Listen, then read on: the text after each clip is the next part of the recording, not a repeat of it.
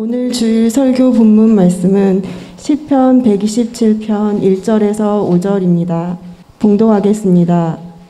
여호와께서 집을 세우지 아니하시면 세우는 자의 수고가 헛되며 여호와께서 성을 지키지 아니하시면 파수꾼의 깨어 있음이 헛되도다.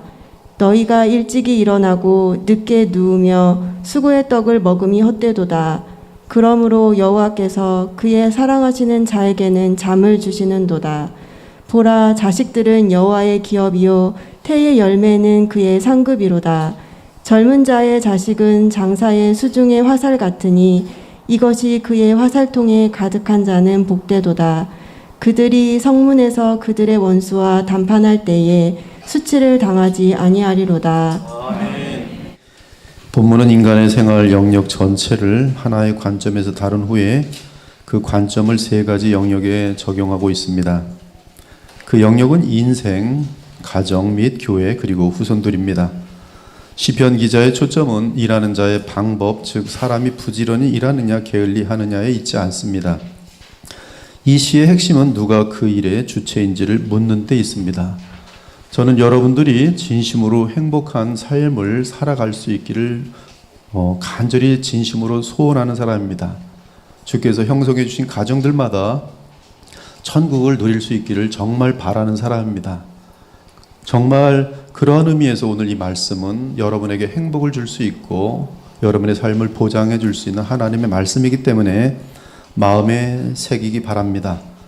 이 시편 기자의 오늘 내용은 사람이 부지런히 일하느냐 게을리 일하느냐에 있지 않습니다.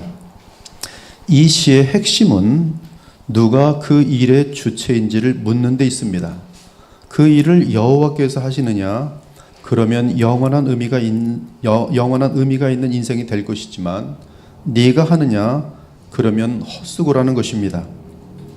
이것이 시편 기자의 초점입니다. 신약으로 치면 내 안에 그리스도께서 사시면 영원한 의미를 남기는 것이지만 나의 옛사람이 살면 썩을 것밖에 남기지 않는다는 것입니다. 이에 바울은 이렇게 고백합니다.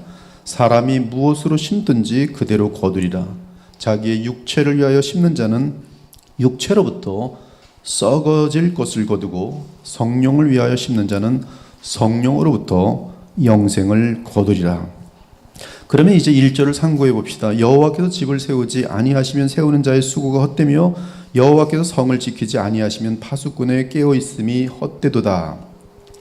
이 구조는 분명하고도 부인할 수 없는 한 가지 진리를 말하는데 그것은 세상 만물은 진정 하나님의 피조물이기 때문에 인간의 생명 및 그 행사는 주 여호와 하나님의 손 안에 있다는 사실입니다.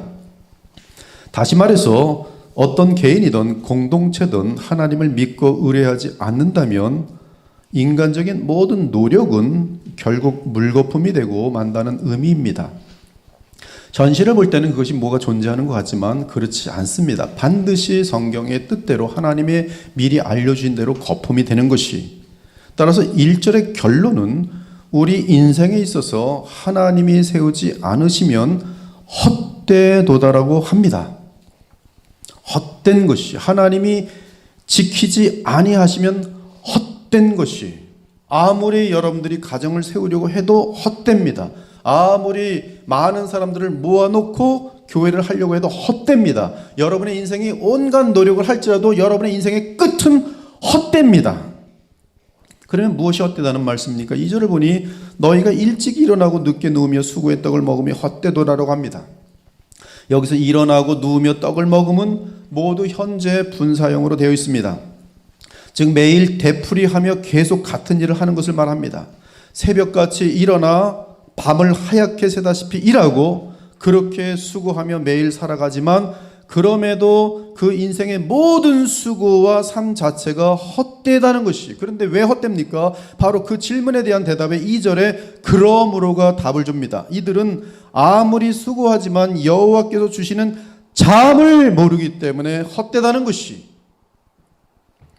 그러나 그 반대로 여호와를 주체자로 삼는 자, 이 시인의 표현대로 하자면 여호와께서 사랑하는 자, 여호와 하나님의 기쁨이 되고 여호와 하나님께서 친히 사랑하는 자, 하나님을 주인으로 모시고 그 하나님을 언제나 자신의 삶의 주체자로 여기는 자, 바로 그들에게 여호와께서는 그분의 언약에 따라 잠을 주신다는 것이. 여기서 잠은 원어로 쉐나아입니다. 쉐나아. 이 단어는 우리의 육체적인 잠을 의미합니다. 그러나 더 깊은 영적인 의미로는 참된 안식, 영원한 쉼, 그리고 하늘의 평안을 의미합니다. 복음 안에서 말하면 천국의 기쁨, 천국의 평안, 하나님 나라의 영생입니다. 시인은 오늘 시편 127편에서 극단적인 대조로 자신의 메시지를 강하게 부각시키고 있습니다. 한쪽은 일찍 일어나 밤 늦도록 애쓰고 수고합니다. 그러나 정녕 그 수고의 결과로서 얻어야 하는 참된 만족과 평안을 누리지 못합니다. 잠도 못 자며 온 힘을 다해서 근면하고 성실해서 수고하는데 천국의 기쁨과 풍성함과 안식을 누리지 못해요. 농부가 그렇게 고생했는데 그냥 홍수가 나서 아무 열매가 없는 동일한 그림입니다. 열심히 쌓아놨는데 동물이 와서 다 먹어갖고 아무것도 남지 않는 그런 그림들이, 아무리 아웅다웅하며 살더라도 그 마음에는 항상 진정한 만족이 없고 불안하고 초조합니다. 그리고 죽음과 함께 영원한 지옥으로 떨어집니다. 그래서 결국 그 인생은 헛된 것이란 말씀이. 반면 하나님을 주체로 하는 자는 그저 주님 안에서 안식을 누립니다. 마치 어머니의 품 안에 안겨있는 갓난아이처럼 평안과 안식을 누립니다. 그들은 모든 일을 죽게 하듯 하며 영원한 가치를 위해 일합니다. 그가 수고하는 모든 수고는 항상 하나님의 지시와 명령과 섭리에 따라 합니다. 그 마음은 주 하나님의 미소를 느끼면서 참된 만족과 보람을 느낍니다. 이 땅에서도 천국을 실컷 맛볼 뿐만 아니라 죽음 이후에는 주의 보좌가 있는 천국으로 들어갑니다. 심지어 주의 재림 때에는 영광의 부활체를 입고 주께서 친히 마련하신 영원한 새하늘과 새 땅을 기업으로 얻게 됩니다. 그곳에서 그들은 이 땅에 세워진 천국을 누리며 영원한 만족과 보람과 기쁨과 평안과 안식 가운데 영원한 사랑을, 생명을 누리게 되는 것이. 사랑하는 여러분, 이미 우리가 여러 차례 확인한 것처럼 구약에서 여호와 하나님은 성삼위일체이신 유일하신 하나님을 말합니다. 그분은 구약의 주의 백성들과 모세를 통해 특별한 언약을 맺고 그들의 하나님이 되셨습니다. 그러면서 알려주신 이름이 여호와입니다. 그러나 구약의 언약은 모세를 대신할 영원한 중보자가 올 것을 가리켰어요. 이는 하나님은 무한하시고 영원하신 반면 인간은 유한하고 또한 시간과 공간의 피조세계에 갇혀 있을 수밖에 없기 때문입니다. 이에 반드시 하나님이시며 동시에 사람이신 중보자가 오셔야 했습니다. 그래야 창조주와 피조물인 사람 사이에 교통이 가능합니다. 무한과 유한이 어떻게 교통이 가능하겠습니까? 어찌 영원과 시간에 갇힌 존재가 교통이 가능하겠습니까? 그러므로 중보자라는 존재가 오셔야 되는 것이, 하나님이시며 또한 사람이신 분이 오셔야 되는 것이. 나아가 우리 인간들은 하나님 앞에서 타락하여 죄 가운데 부패한 존재가 되어버렸습니다. 반면 하나님은 무한하게 거룩하시며 완전하십니다.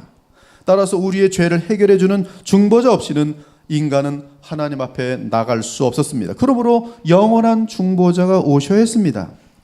그리고 구약의 모세 언약은 그 중보자를 메시아라고 부르며 주의 백성에게 그 메시아를 기다리며 믿게 하였던 것이. 그러므로 그 중보자는 무엇보다 죄악된 인간의 죄 문제를 해결할 수 있는 사람이어야 했습니다. 따라서 죄가 없는 사람이어야 했어요. 하나님은 한 분 하나님이시오, 또 하나님과 사람 사이의 중보자도 한 분이시니 곧 사람이신 그리스도 예수라. 그가 모든 사람을 위하여 자기를 대속물로 주셨으니 기약이 이르러 주신 증거니라. 또한 사람에게서 태어나는 자는 누구나 죄성을 갖고 태어나기 때문에 여호와 하나님은 독생하신 하나님을 사람으로 보내셔서 그분이 우리의 죄와 세상 죄를 담당하게 하셨습니다. 하나님이 죄를 알지도 못하신 이를 우리를 대신하여 죄로 삼으신 것은 우리로 하여금 그 안에서 하나님의 의가 되게 하려 하심이라. 나아가 우리에게 그분의 의를 나누어 주심으로 우리로 하여금 생명과 영원한 기업을 얻도록 하셨습니다. 이를 위해 하나님은 그리스도께서 십자가에서 죽기까지 순종하시사 그분을 죽음에서 일으켜 세우셔서 만왕의 왕과 만유의 주가 되게 하셨습니다. 즉 모든 피조물 세계의 영원한 왕이 되게 하신 것이, 그 예수 그리스도는 독생하신 하나님이 사람이 되신 하나님의 아들이시기에 누구든지 예수 그리스도를 믿는 자마다 그분 안에서 하나님과 교통하게 하신 것입니다. 그것이 바로 영생이, 즉 그리스도 안에서 영생을 얻어 누리게 하신 것이, 이는 그를 믿는 자마다 영생을 얻게 하려 하심이니라. 하나님이 세상을 이처럼 사랑하사 독생자를 주셨으니 이는 그를 믿는 자마다 멸망하지 않고 영생을 얻게 하려 하심이라.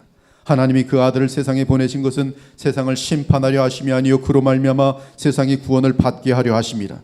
그를 믿는 자는 심판을 받지 아니하는 것이요 믿지 아니하는 자는 하나님의 독생자 이름을 믿지 아니함으로 벌써 심판을 받은 것이니라. 그러므로 우리는 복음의 새 언약 안에서 성령의 역사 가운데 그리스도를 인하여 하나님과 만날 수 있습니다. 이에 시편의 주 여호와 하나님은 새 언약 안에 있는 우리에게는 주 예수 그리스도 안에서 실제로 교제하는 우리 하나님이라고 보면 됩니다. 즉 여호와 하나님은 지금 우리 입장에서는 주 예수 그리스도를 통하여 연합되는 삼위일체 하나님이십니다.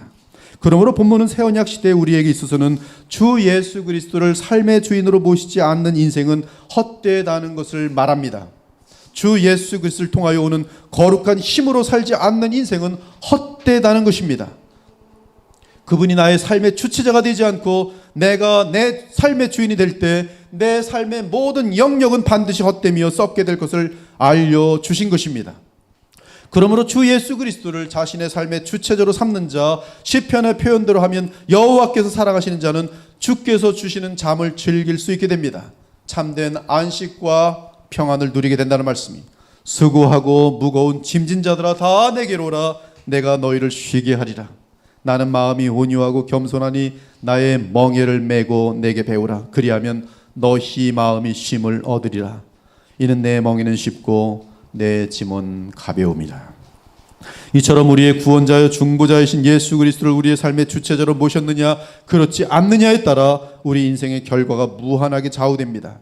그리스도를 왕으로 모시고 철저하게 모든 삶의 영역에서 순종하는 자는 영원한 보람과 함께 천국의 평안과 만족을 누릴 것이지만, 그렇지 않은 자는 완전한 허무와 함께 지옥의 고통과 슬픔을 맛보게 될 것입니다.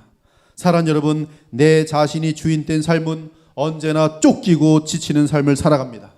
평안과 감사가 없고 불안하며 헛됩니다. 많은 죄악과 쓴 열매를 남깁니다. 반면 그리스도께서 주인된 삶은 여유가 있고 평안하며 항상 기뻐하고 감사합니다. 어떤 어리석은 사람이 나무를 베어야 하는데 전혀 경험이 없었어요. 어리석어도 정말 어리석은 사람이었어요. 그는 도끼로 나무를 벨 수 있다는 사실을 몰랐습니다. 그 어리석은 사람은 도끼가 많은데도 불구하고 지푸라기를 가져와서 그것으로 나무를 베려고 합니다. 하지만 그 나무를 절대로 베지 못할 것입니다. 그 어리석은 사람은 아무리 수고해도 헛수고만 할 것이요 끝없는 헛수고에 좌절하며 결국 비참을 느낄 것이. 그러나 지혜로운 사람은 날선 도끼를 가져와서 나무를 벨 것입니다. 날이 예리할수록 나무가 잘 베어지는 것을 알기에 도끼에 날을 녹슬지 않게 할 것이며, 사용할 때는 그 전에 숫돌로 도끼의 날을 예리하게 간 후에 사용할 것입니다. 이처럼 지식이 없는 삶은 고통과 탄식 가운데 머물 수밖에 없습니다. 한편 지식이 없는 열심은 하나님을 대적합니다. 유대인들은 하나님으로부터 구원의 계시를 받았습니다. 하지만 그들은 그 계시를 통해 얻을 수 있는 지식을 붙들지 못했습니다. 그들은 평생 신앙생활을 하며 종교적인 노력을 하였습니다. 금식도 하고 기도도 하고 심지어 평생 벌어놓은 돈을 하나님께 바치기도 했습니다. 그런데 그들이 행한 모든 것은 도리어 하나님께 가장 악한 행위가 되었습니다. 그래서 그들은 죽음과 함께 천국에 들어가지 못했고 이 땅에 살 때에도 극한 어리석음 때문에 종교를 통해 악만 저질렀습니다. 그 이유가 무엇입니까? 하나님의 계시로부터 얻을 수 있는 영원한 지식이 없어서 그랬어요. 이는 그들이 믿음을 의지하지 않고 행위를 의지함이라 부딪힐 돌에 부딪혔느니라. 내가 증언하노니 그들이 하나님께 열심히 있으나 올바른 지식을 따른 것이 아니니라. 하나님의 의를 모르고 자기 의를 세우려고 힘써 하나님의 의에 복종하지 아니하였느니라. 지금 이 말씀은 바른 복음의 지식이 얼마나 소중한지를 말합니다.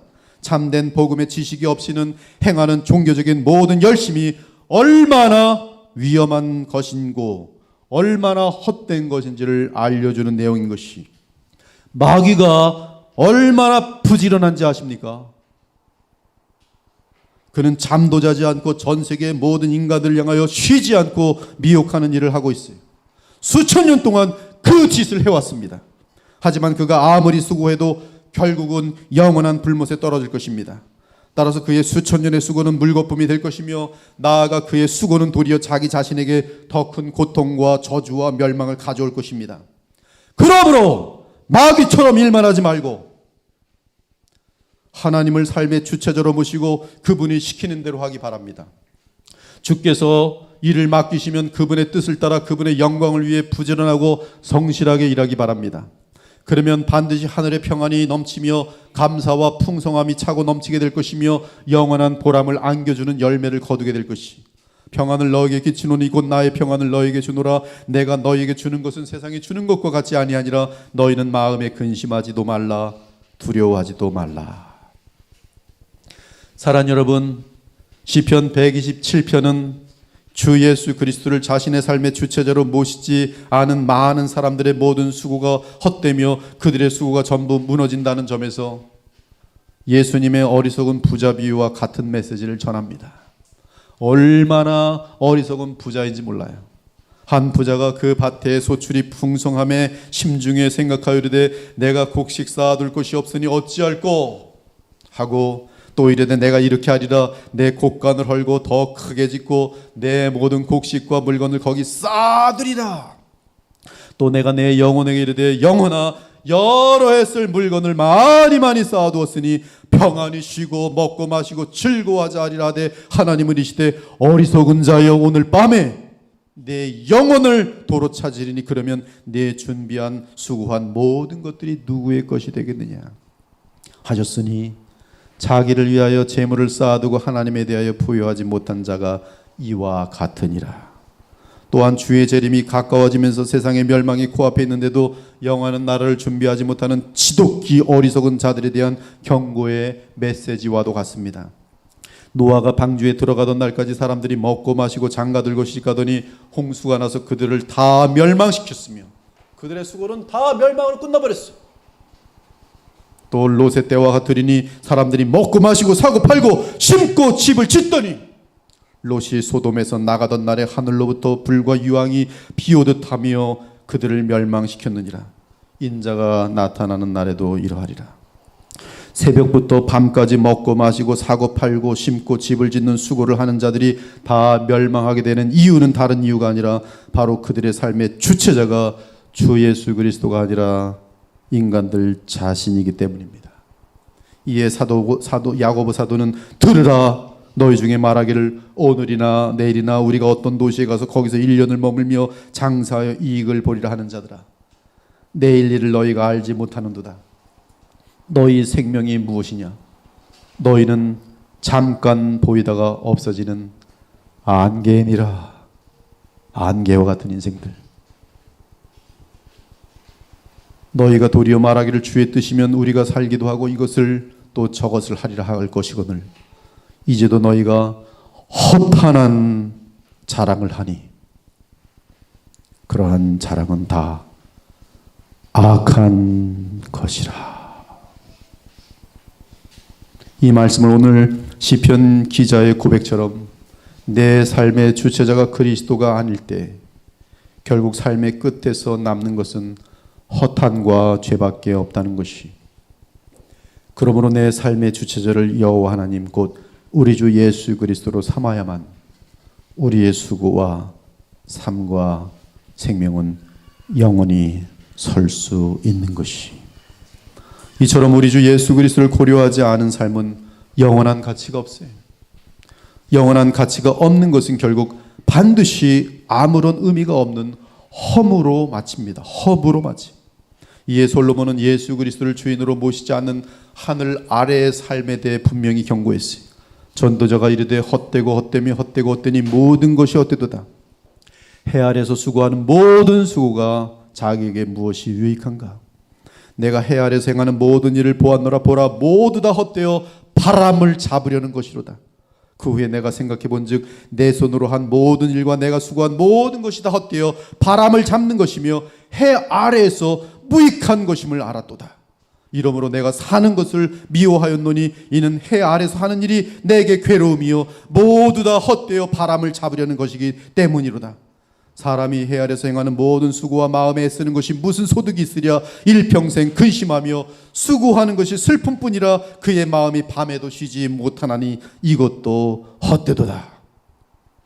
제발 주의 말씀을 듣고 순종하기 바랍니다. 먼 훗날에 나중에 후회하지 않기를 바랍니다. 모든 여러분의 평생의 수고가 잿더미가 되는 것을 보면서 눈물 흘리면서 멸망에 들어가는 일이 없기를 바랍니다. 영원한 것이 아닌 모든 것들은 다 흔들려 무너져서 아무런 가치가 없게 될 것입니다. 아니 오히려 흔들리기만 하는 것이 아니라 그것들을 붙들고 있는 모든 중생들은, 모든 인생들은, 모든 사람들은 영원한 불못에서 영원히 타게 될 것이.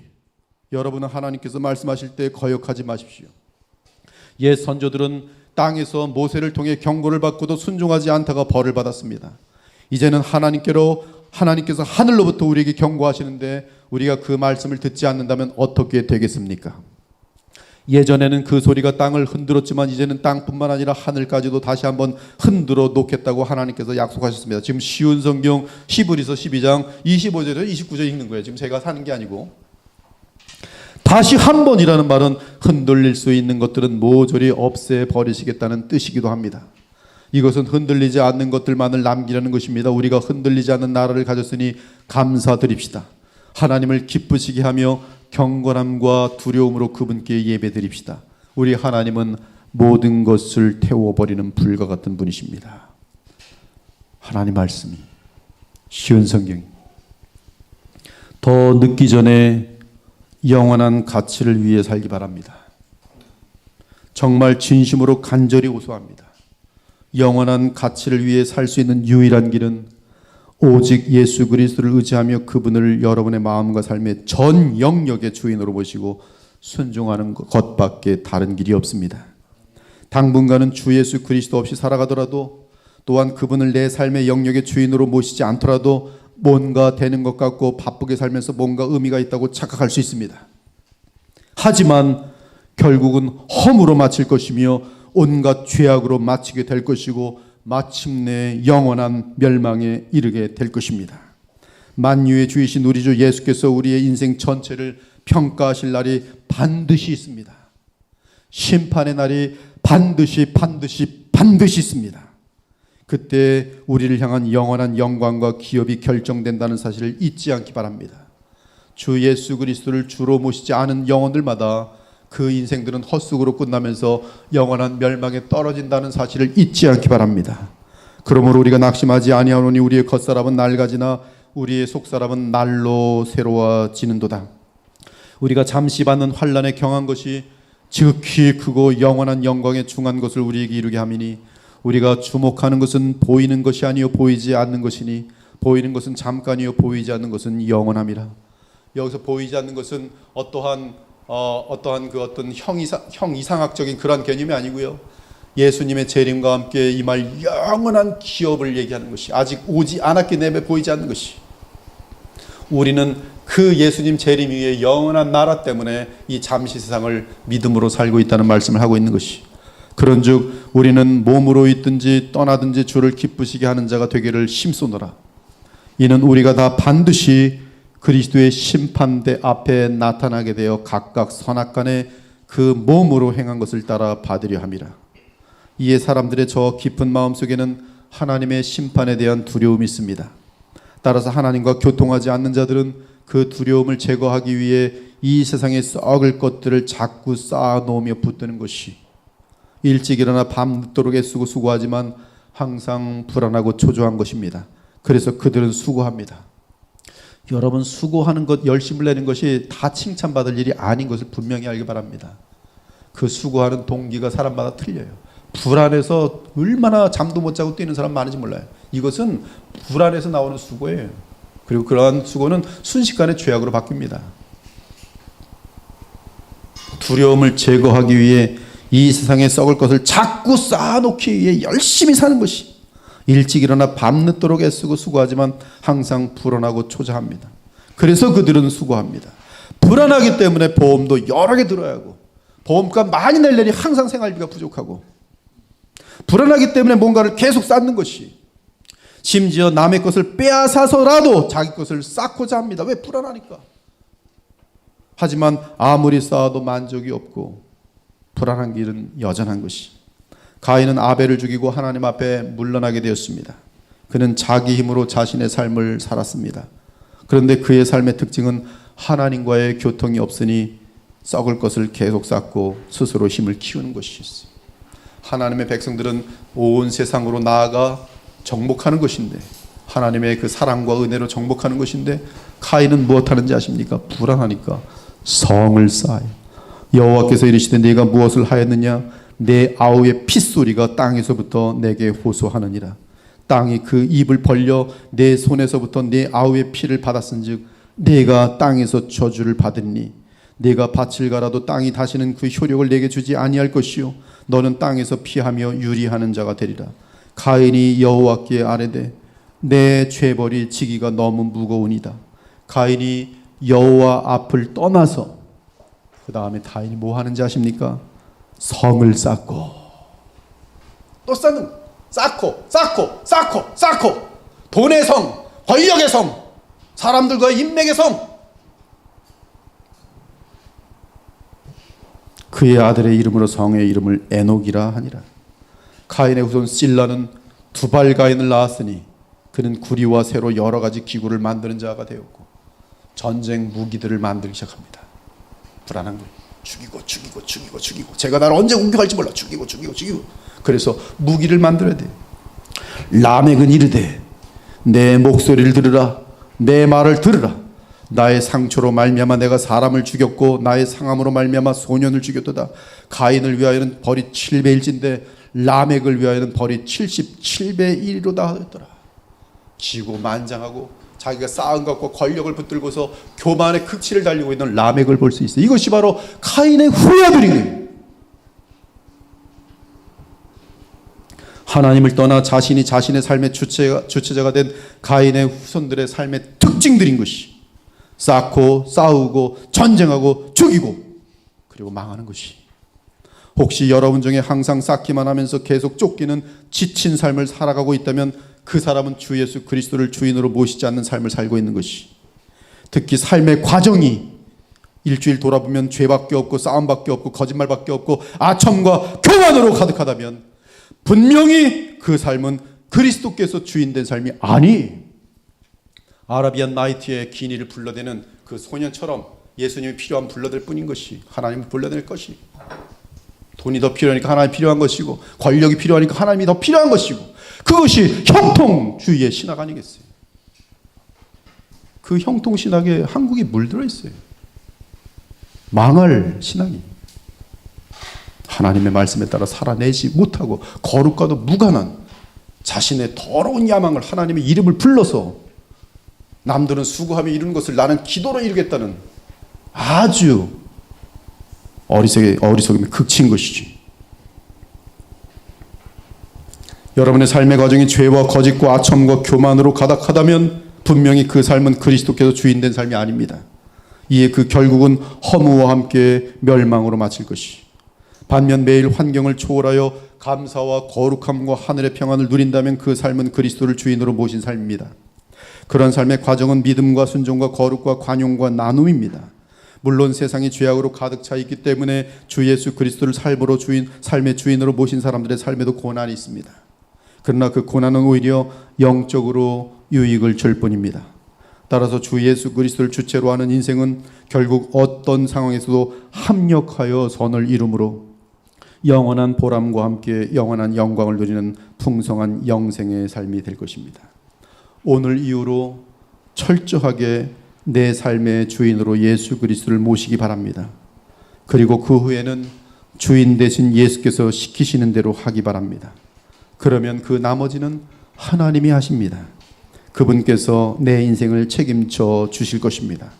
그때 우리는 전능하신 하나님께서, 이 우주를 창조하신 하나님께서, 나를 이 세상에 보내신 하나님께서, 나를 구원하신 주 예수 그리스도 안에서 나의 인생을 책임지시니 내 마음은 잠으로 표현되는 참된 안식과 만족과 기쁨을 누리게 되는 것이. 이제 3절을 보겠습니다. 3절 이하는 요새 시대는 거의 보질 않아요. 요새는 뭐 애 많이 낳을 거라고 하는 그런 내용으로 이어질까 봐 보질 않습니다. 1절만 간신히 보던지 하는데 3절 이하의 내용을 우리는 다루도록 하겠습니다. 과감하게 다루겠어요. 지금 시대는 3절 이하를 거의 하지 않습니다. 하나 낳기도 힘든데 무슨 뭐 애를 뭐 많이 낳으면 무슨 복인 것처럼 하니까 막 싫은 것이죠. 3절은 보라로 시작됩니다. 보라, 자식들은 여호와의 기업이요 태의 열매는 그의 상급이로다. 젊은 자의 자식은 장사의 수중의 화살 같으니 이것이 그의 화살통에 가득한 자는 복되도다. 그들이 성문에서 그들의 원수와 담판할 때에 수치를 당하지 아니하리로다. 우리 그리스도의 보혈교회는 하나님께서 너무나 기뻐하시는 교회가 분명한 것이 이 자식들이 너무 이쁜 아기들이 지금 막 피어나고 있어요. 이거 지금 이런 현상은 지금 그 어떤 시대의 흐름을 역으로 가고 있는 현상인데 하나님께서 이 교회를 굉장히 지금 말씀으로 역사하신다고 보고 또 여러분 생각이 지금 태어나는 자녀를 너무 기뻐하고 있어요. 주님께서 여러분의 인생의 주체자이기 때문에 그 아기도 선물로 보는 거죠. 너무 감사한 거예요. 세상 그렇지 않습니다. 지금 아기 생기면 화딱지부터 내요. 지금 힘들어 죽겠는데 애가 왜 생겼어요? 그래서 여자는 지금 아기를 띄워야 되나 말아야 되나? 그리고 아기를 띄는 것에 대한 권한을 주기 위해서 요새 지금 낙태법 같은 거 지금 진행하고 있는 거죠. 그건 뭐냐면 내가 낙태를 해서 아기를 주겠다는 것이죠. 그 권한이 여자에게 있다는 것이 남자가 원하든 말든 상관없다는 것이죠. 굉장히 무서운 죄입니다. 그것은 만행의 죄, 만행. 뭐 보면 우리가 인류 역사 속에 보면 수천 수만 명, 수십만 명을 죽인다. 그거보다 더 무서운 죄가 낙태법 허락입니다. 무서운 죄가 지금 전 세계적으로 진행되고 있어요. 거기에 기독교인들도 만약에 동참하거나 찬성하고 있다면 그 사람은 정신 나간 가짜들입니다. 낙태, 동성애, 여기에 대해서 두둔하는 목사가 있다거나 교회가 있다면 가짜 중에 가짜여 마귀에게 사로잡힌 자들인 것을 믿으시기 바랍니다. 그러나 지금 우리 교회는 그렇지 않고 있어요. 너무 감사하고 있어요. 임신만 하면 얼굴들이 벌써 환하게 빛을 내고 있어요. 잘하시고 있는 것이. 그리고 오늘 이 말씀을 더불어서 받으시기 바랍니다. 성경에서 말하는 자식은 여호와의 자녀를 말합니다. 즉 믿음의 자녀를 뜻합니다. 아벨은 여호와의 기업이지만 가인은 아닙니다. 아브라함에게 이삭과 이스마엘이 있었는데 이삭은 여호와의 기업인 반면 이스마엘은 아니었습니다. 이삭에게 야곱과 에서가 있었지만 야곱은 여호와의 기업인 반면 에서는 아니었습니다. 우리가 주 예수 그리스도를 주체로 하여 살아갈 때 여호와 하나님께서는 보라 말씀하시며 이삭과 같은 성령의 자녀들을 주십니다. 물론 이런 복은 1차적으로 믿음의 가정을 세워주시는 것이 이것보다 더 아름답고 무한한 복이 없습니다. 저희 이 교회에 지금 한 가족씩들이 이렇게 있는데요. 그 자녀들이 믿음에서 벗어나지 않고 거듭난 자녀로 그 가정과 함께 있다면 그대로 천국까지 같이 이어집니다. 얼마나 감사해요. 그렇게 살아가면서 평생 살았는데 하나가 천국에 들어오지 못해봐요. 그것처럼 또 슬픈 일이 어디 있겠어요. 그런데 주 예수 그리스도를 주체로 삼고 살아가는 가정은 하나님께서 성령의 자녀들을 주신다는 것이, 물론 이런 복은 1차적으로 믿음의 가정을 세워주시는 복입니다. 우리의 혈통적 자녀들이 다 여호와의 기업이 될 때 이것보다 더 복되고 행복한 일이 어디에 있겠습니까? 아무리 우리 자녀들이 세상에서 형통하고 명예와 부귀를 얻어도 여호와의 기업이 되지 못한다면 신실한 믿음의 부모들은 말로 다 할 수 없는 슬픔과 아픔을 겪게 될 것이. 아무리 그래봤자 헛수고인데, 아무리 그래봤자 멸망으로 끝나는 건데 고작 80년 살고. 그러나 여호와를 주체로 하여 살 때 하나님께서는 반드시 믿음의 가정을 세워주십니다. 그러므로 우리 가정의 주체자도 주 예수 그리스도가 되도록 해야 하는 것이, 이 가정의 주인은 예수님 당신이십니다라고 고백해야 되는 것이, 헛된 가정이 아니라 영원토록 함께 영광을 누리는 가정이 되려면 주 예수 그리스도의 가정을 세워야 합니다. 불신앙과 죄가 가정에 들어오지 못하도록 막아야 하며 복음의 능력이 가정에 흘러야 합니다. 가정을 무너뜨리는 것은 죄입니다. 그 죄는 여러분의 자녀들을 하나님을 향한 믿음을 향하여 오해하게 만들어요. 우리 엄마 아빠 뭐 교회 다닌다더니 죄밖에 안 짓네, 성질을 참지 못하네, 삐뚤어지는 거예요. 불신앙과 죄가 가정에 들어오지 못하도록 막아야 하며 복음의 능력이 가정에 흘러야 합니다. 기독교인들 자녀인데 동성애자들이 나와요. 얼마나 비참하겠습니까? 목사의 자녀인데 낙태하고 돌아다녀요. 얼마나 비참한 가정. 집안에서 한 번도 가정 예배 드리지 못해요. 왜? 안 믿어지니까.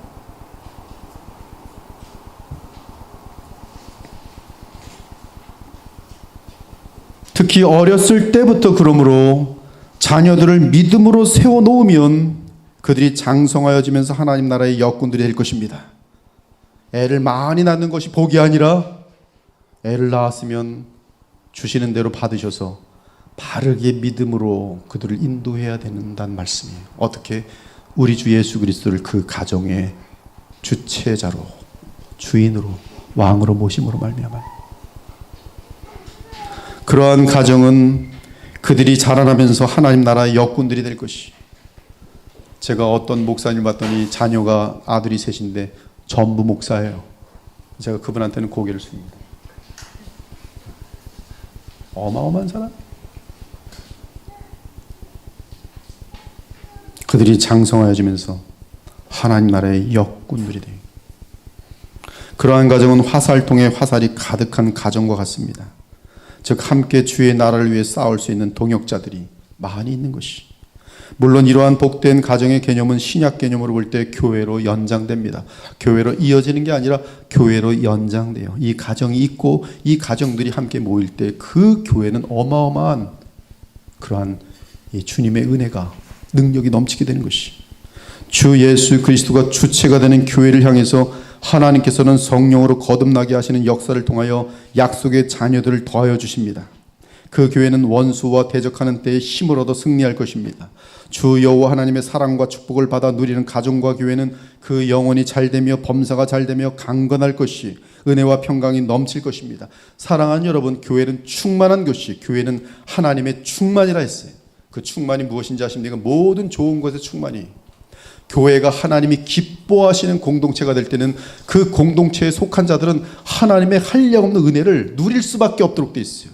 건강, 재물, 세상 속에서 영향력을 끼치는 것, 이 모든 것들이 선한 용도 가운데 있다면 하나님께서 얼마든지 주십니다. 그 자체는 나쁜 것이 아니에요. 범사가 잘 되며 강건합니다. 은혜와 평강이 넘칩니다. 고통이 있을지라도 사랑이란 것이 있어서 가정이 그 천국을 놓치지 않습니다. 오히려 어려움이 있을수록 더 믿음 안에서 하나가 되면서 그 깊은 사랑으로 더 하늘의 영광과 그 충만함을 누리게 됩니다. 우리 가족은 언제 가장 행복했었냐 하면은, 지금도 행복하지만 저희 세 자녀가 제일 행복한 때는 제가 전도사 시절에 교회 생활할 때 어마어마 행복했어요. 지금도 잊질 못해요.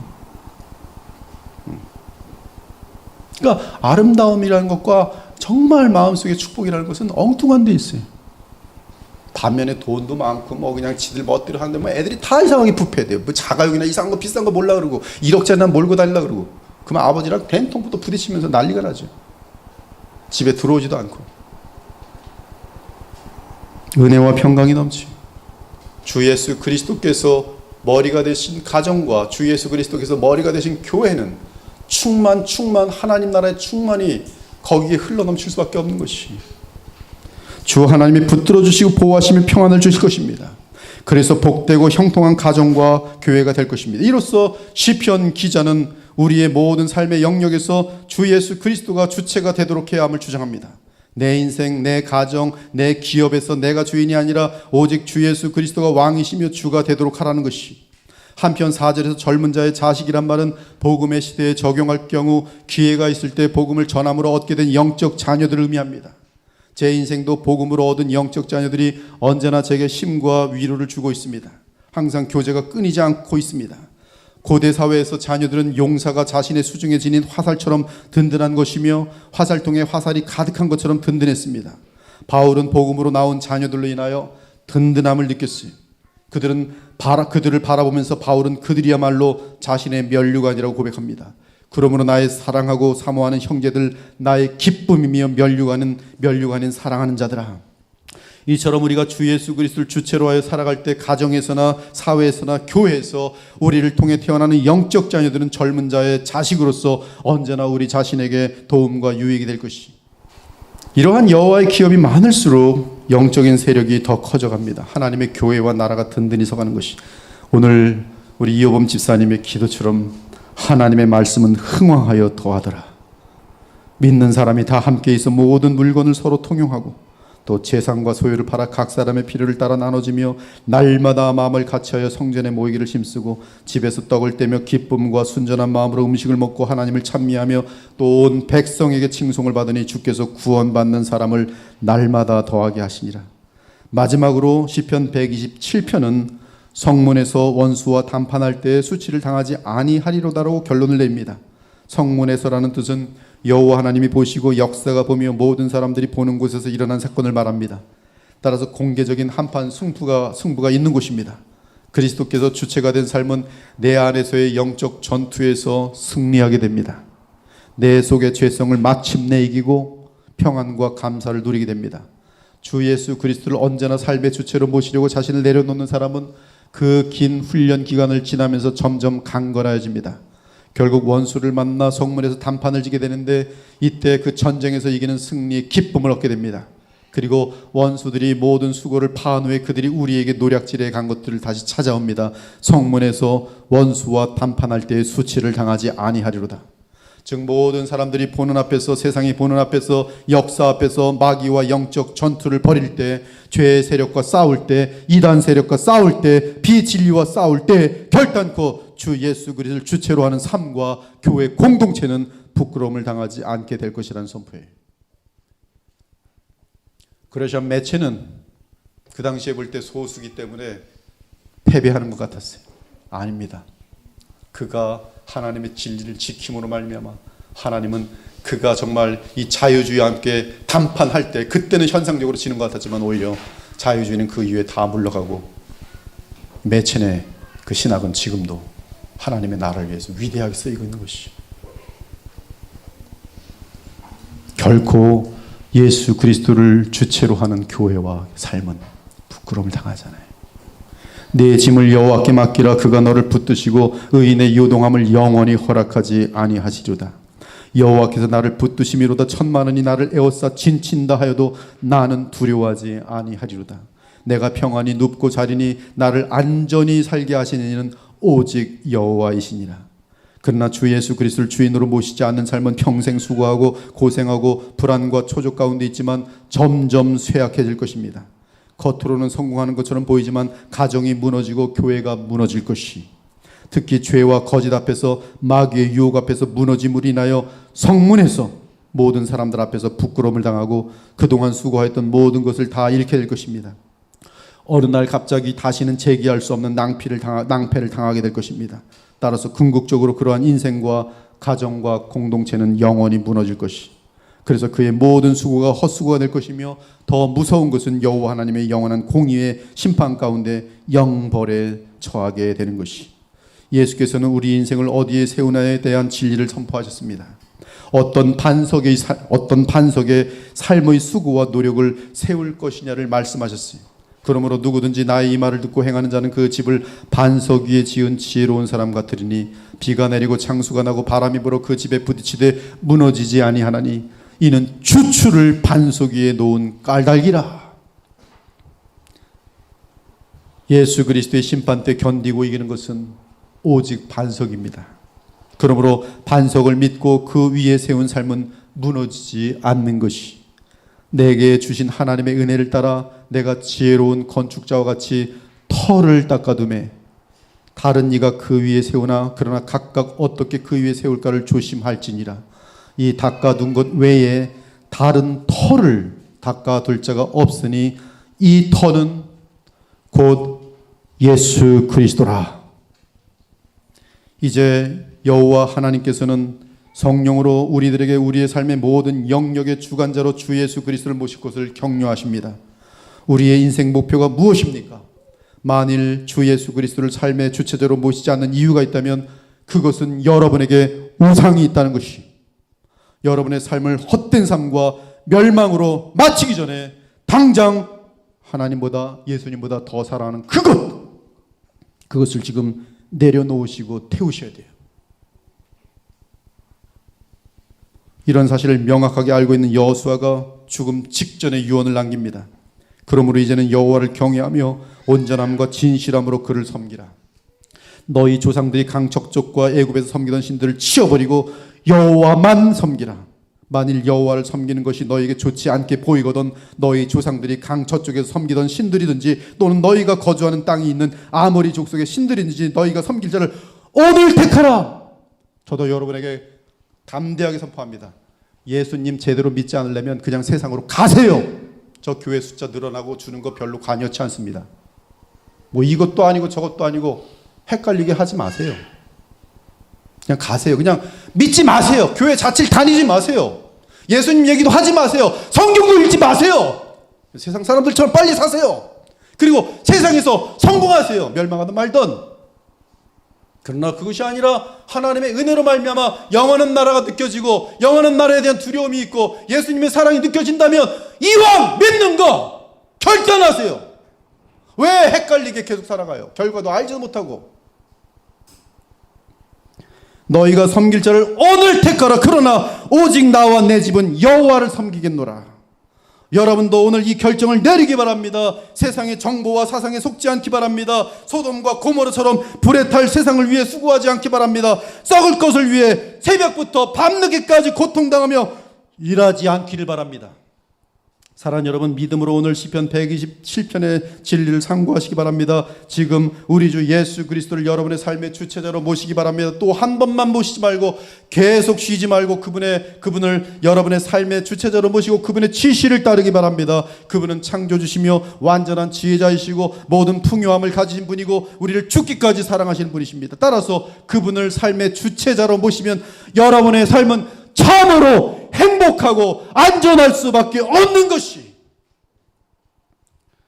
주 우리 하나님의 은총을 우리에게 내리게 하사 우리의 손이 행한 일을 우리에게 견고하게 하소서.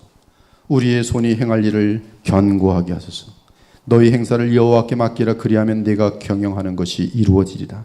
내 안에 거하라. 나도 너희 안에 거하리라. 가지가 포도나무에 붙어 있지 아니하면 스스로 열매를 맺을 수 없음 같이 너희도 내 안에 있지 아니하면 그러하리라. 나는 포도나무요 너희는 가지라. 그가 내 안에 내가 그 안에 거하면 사람이 열매를 많이 맺나니 나를 떠나서는 너희가 아무것도 할 수 없습니다. 여호와께서 주시는 복은 사람을 부하게 하고 근심을 겸하여 주지 아니하시니라.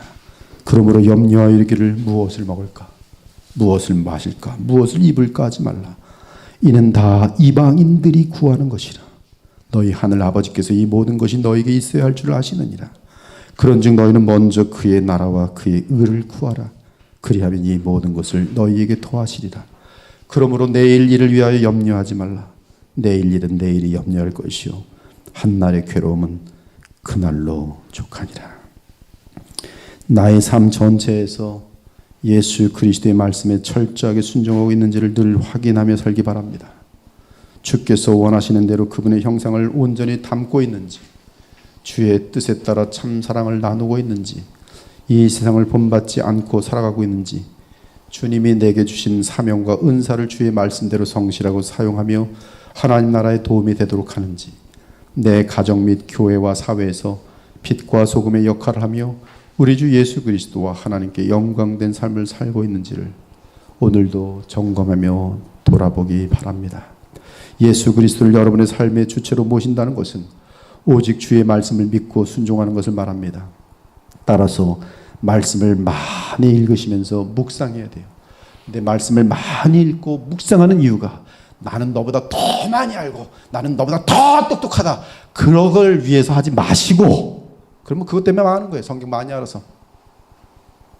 성경을 많이 읽고 묵상하는 이유는 하나님께서 나의 삶에 무엇을 더 원하시는가, 그것을 순종하여 행하기 위해서 더 성경을 읽고 더 기도하는 것이.